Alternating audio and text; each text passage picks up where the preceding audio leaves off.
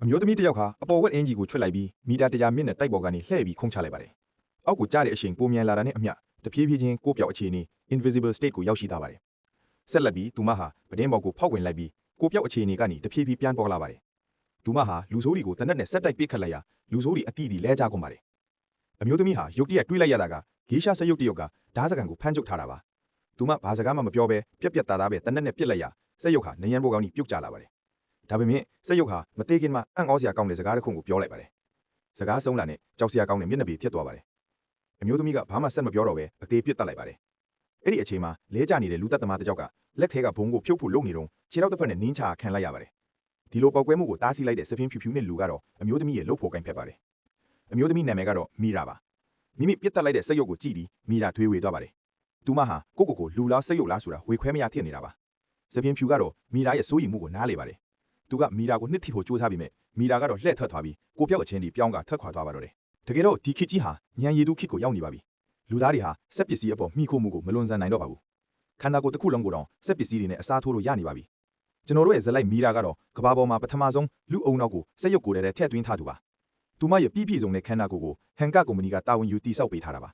ရည်ရွယ်ချက်ကတော့ရာဇဝတ်မှုတွေကိုနှိမ်နင်းဖို့ပါ။မီရာဟာအမတ်ကိုလုံခြုံရေးအဖွဲ့မှာဝင်ရောက်အမှုထမ်းနေပါတယ်။ဒီဌာနကအကျန်းဖတ်သမားတွေကိုအထူးနှိမ်နင်းတဲ့နေရာပါ။အဲ့ဒီအထက်မှာအခက်ခဲဆုံးရာဇဝတ်ကောင်ကတော့ကျူရှီလို့ခေါ်ပါတယ်။သူကစက်ရုပ်တွေရဲ့အသိစိတ်ကိုထိန်းချုပ်ပြီးသူ့ခိုင်းတာလှုပ်စိန်နေပါတယ်။ကျူရှီရဲ့ရည်ရွယ်ချက်ကတော့ဟန်ကကုမ္ပဏီတစ်ခုလုံးကိုဖျက်ဆီးဖြစ်ဖို့ပါ။ကျူရှီကိုဖမ်းဆီးဖို့အတွက်မီရာဟာသူမဖြစ်တက်ခဲ့တဲ့စက်ရုပ်မျက်ခြံတွေကိုဝင်ရောက်ပြီးခြေရာခံဖို့ဆုံးဖြတ်လိုက်ပါတယ်။စက်ပစ္စည်းတွေမီရာရဲ့ခေါင်းကိုချိတ်ဆက်လိုက်ကနေမီရာဟာစက်ရုပ်အသိစိတ်ကွန်ရက်တွေကိုရောက်ရှိသွားပါတယ်။သူမဟာမောင်မဲပြီးပိတ်လောင်နေတဲ့နေရာတစ်ခုကိုရောက်သွားပြီးကျူရှီကိုတွေ့လိုက်ပါတယ်။ဒါပေမဲ့ရုတ်တရက်ကျူရှီကလက်ဟန်ပြလိုက်ရုံနဲ့မီရာဟာစက်ရုပ်တွေအများကြီးနဲ့ဝိုင်းထားတာကိုခံလိုက်ရပါတယ်။ဒါဟာကျူရှီထောင်ထားတဲ့ဗိုင်းရပ်စ်ထောင်ချောက်ပါ။မီရာရဲ့အုံနောက်ကိုတံပြန်တိုက်ခိုက်နေတာပါ။မီရာရဲ့ခန္ဓာကိုယ်မှာပြင်းထန်တဲ့တုံ့ပြန်မှုတွေဖြစ်လာတာကိုမြင်တော့စပင်းဖြူကစက်ကိုချက်ချင်းရပ်ပစ်လိုက်ပါတယ်။တတိယလာတဲ့မီရာဟာရုတ်တရက်နားလဲသွားပါတယ်။ကျူရှီဟာမြို့တွေကအကြီးဆုံးမြေအောက်ကလပ်မှာရှိနေတာပါ။ဒါကြောင့်မီရာဟာကျူရှီကိုဖမ်းဖို့လှုပ်ရှားပါတော့တယ်။လုံခြုံရေးအရာမီရာနဲ့စပင်းဖြူတို့လူခွဲပြီးလှုပ်ရှားကြပါတယ်။ဒါဟာအရန်အန်ဒီရများတဲ့အကြံစီပါ။မီရာဟာကလပ်ထဲကတရားမဝင်သမားတွေရဲ့ပြစ်မှတ်ဖြစ်သွားပြီး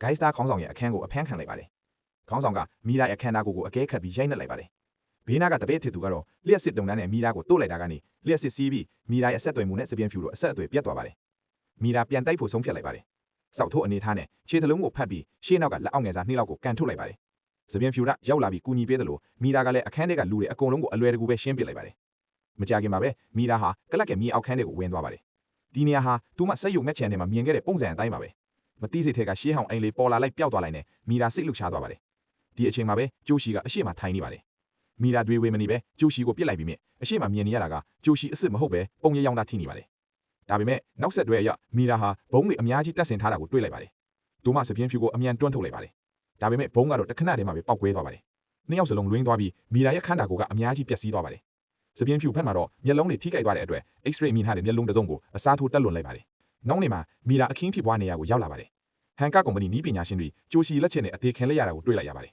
။မီရာရုတ်တရက်တွေ့လိုက်ရတာကနီးပညာရှင်လက်ထဲမှာစုပ်ကုန်ထားတဲ့ hard drive တစ်ခုပါ။ဖွင့်ကြည့်လိုက်တော့ကျိုးရှီနောက်ထပ်လုံးမိုက်စရင်ကိုတွေ့လိုက်ပါတယ်။နောက်တစ်ယောက်ကတော့မီရာကိုဖန်တီးပေးဒေါက်တာအမျိုးသမီးဖြစ်နေတာပါ။တစ်ဖက်မှာလည်းရင်မောင်းမရောက်ကိုအုံနောက်နဲ့ထိန်းချုပ်ပြီးဒေါက်တာစီလာတဲ့ကားကိုကုန်တင်ကားနဲ့တိုက်ခိုက်ပါတော့တယ်။အရေးကြီးတဲ့အချိန်မှာမီရာရောက်ပြီးကဲတင်လိုက်ပါတယ်။ကိုပြောက်ပြီးထွက်ပြေးသွားတဲ့လူသက်သမားနောက်ကိုမီရာကလိုက်သွားပါတယ်။ရေအိမ်မှာကိုပြောက်ပြီးတိုက်ခိုက်နေတဲ့လူသက်သမားကိုမီရာကအနိုင်ယူပြီးဖမ်းဆီးလိုက်ပါတယ်။ပြန်လဲစစ်ဆေးမေးမြန်းတာမှာလူသက်သမားကရုတ်တရက်ဘာမှမှတ်မိတော့ပါဘူး။ဒီအချိန်မှာပဲလူသက်သမားရဲ့မျက်လုံးအယောင်ပြောင်းသွားပြီးကျိုးရှီကဒီလူကနေစစ်ကြေညာလိုက်ပါတယ်။အဖွဲ့ကကျိုးရှီရှိနေတဲ့နေရာကိုခြေရာခံမိပြီးတွားရောက်စီးနှင်းကြပါတယ်။မီရာကိုဖမ်းဆီးလိုက်တာကတော့ကျိုးရှီအစ်စ်ပါ။တကယ်တော့ကျိုးရှီနဲ့မီရာဟာအတူတူပါ။ဟန်ကကုမ္ပဏီကထုတ်လုပ်ထားတဲ့စက်ရုပ်တွေပါ။ကျိုးရှီဟာ68ကားမြောက်ကြာရှုံးခဲ့တဲ့စမ်းသက်ချက်ဖြစ်ပြီးမီရာကတော့အအောင်မြင်ဆုံးလက်ထံရာဖြစ်ပါတယ်။ကျိုးရှီကမီရာကိုတတိပေးလိုက်ပါတယ်။ဟန်ကကုမ္ပဏီကပေးတဲ့ဆေးကိုလုံးဝမတောက်ဖို့အဲ့ဒီဆေးဟာမက်မိတွေကိုဖျက်တဲ့ဆေးဖြစ်တယ်ဆိုတာပြောပြပြီးထွက်ခွာသွားပါတယ်။ကုမ္ပဏီပြန်တော့ဒေါက်တာအမျိုးသမီးကိုအမှန်တရားပြောပြဖို့ဖိတ်အားပေးပါတော့တယ်။ဒေါက်တာအမျိုးသမီးကအမှန်တရားကိုပြောပြပါတယ်။အရင်တုန်းကသူတို့ကအပြစ်မရှိတဲ့ကလေး68ယောက်ကိုဖမ်းဆီးပြီးရက်ဆက်တဲ့စမ်းသပ်မှုတွေလုပ်ခဲ့ကြတာပါ။အမှန်တရားကိုသိလိုက်တဲ့မီရာဓာတ်ထွက်သွားပြီးထွက်ခွာသွားပါတယ်။ဟန်ကကုမ္ပဏီပိုင်ရှင်ကမီရာကိုတတ်ဖို့အမိန့်ပေးပေမဲ့ဒေါက်တာအမျိုးသမီးကမီရာကိုကူညီပြီးလွတ်မြောက်စေပါတယ်။မီရာဟာမိမိရဲ့မိခင်ရင်းကိုတွားရောက်တွေးဆုံခဲ့တော့ကျိုးရှီနဲ့ပူးပေါင်းပြီးဟန်ကကုမ္ပဏီကိုတိုက်ခိုက်ဖို့ဆုံးဖြတ်လိုက်ပါတယ်။ဟန်ကပိုင်ရှင်ကပင်ကူတင်ကာကြီးကိုလွှတ်ပြီးတိုက်ခိုက်ပါတယ်။မီရာကတင်ကာကြီးရဲ့ခေါင်းမော်ကိုခြုံတက်ပြီးအစွမ်းကုန်အားဆိုင်ပြီးတင်ကာကြီးရဲ့အဖုံးကိုဆွဲခွာလိုက်ပါတယ်။ဒီလိုလုပ်လိုက်လို့သူမရဲ့ခြေလက်တွေပြတ်သွားပြီးခန္ဓာကိုယ်ကပျက်စီးသွားပါတယ်။နောက်ဆုံးမှာတော့ကျိုးရှီကိုစနိုက်ပါသမားတစ်ယောက်ကပြစ်တက်လိုက်ပေမဲ့မီရာကိုတော့စပြင်းဖြူကကဲတင်လိုက်ပါတယ်